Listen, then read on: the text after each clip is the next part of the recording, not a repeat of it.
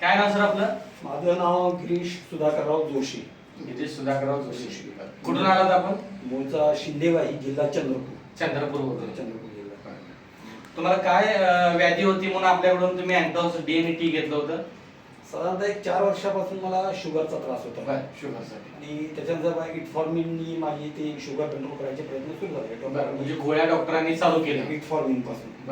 इटफॉर्मिनचं मग नंतर ओझोमेट G1 म्हणजे आपण वाढवून त्याच्यानी हे नाही झाल्यानंतर ओझोमेट G2 झाली.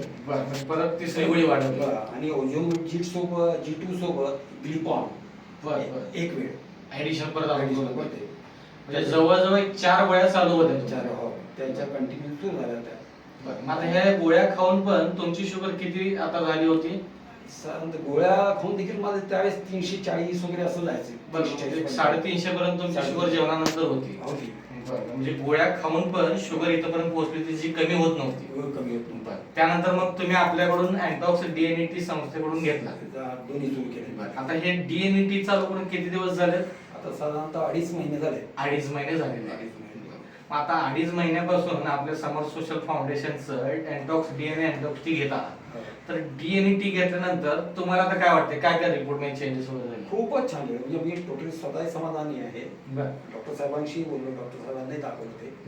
तर ते हे चेक केल्यानंतर पहिल्या वेळेला 87 म्हणजे जेवणाआधी 87 आली. जी आधी किती होती? 87. ती जेवणाच्या आधी माझी 150च्या वर 150च्या वर होती. ती आता आपल्या घेतल्यापासून आली ती 87 92 अशी दोनदा आली. बरं. आणि हे घेतल्यापासून तो एक तर फायदा आहे. आणि जेवणानंतरची शुगर किती होती आधी? 360 350 पर्यंत. 350 पर्यंत. आता हे घेतल्यानंतर ती साधारणतः 130 ते 150. अभिनंदन. म्हणजे जी 350 पर्यंत जाऊन पोहोचली होती. आणि जी गोळ्या घेऊन पण आपली शुगर काय होत नव्हती, कमी होत नव्हती.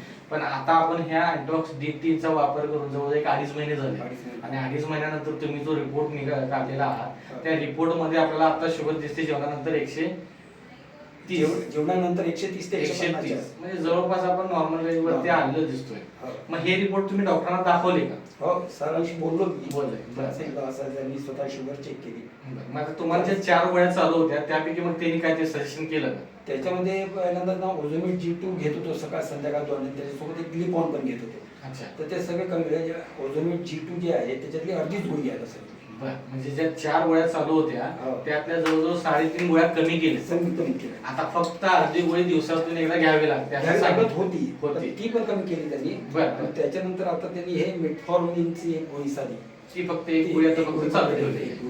बरोबर. म्हणजे डॉक्टरांच्या सजेशन नुसार आपल्या झालेल्या ह्या चेंजेस नंतर डॉक्टरांनी 3 गोळ्या कमी केलेल्या.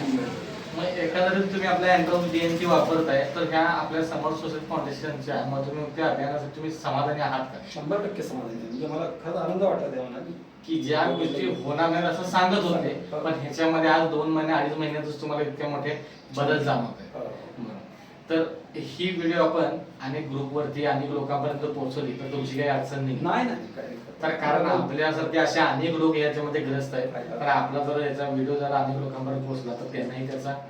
तर तुमच्या लोकांना काय सांगा?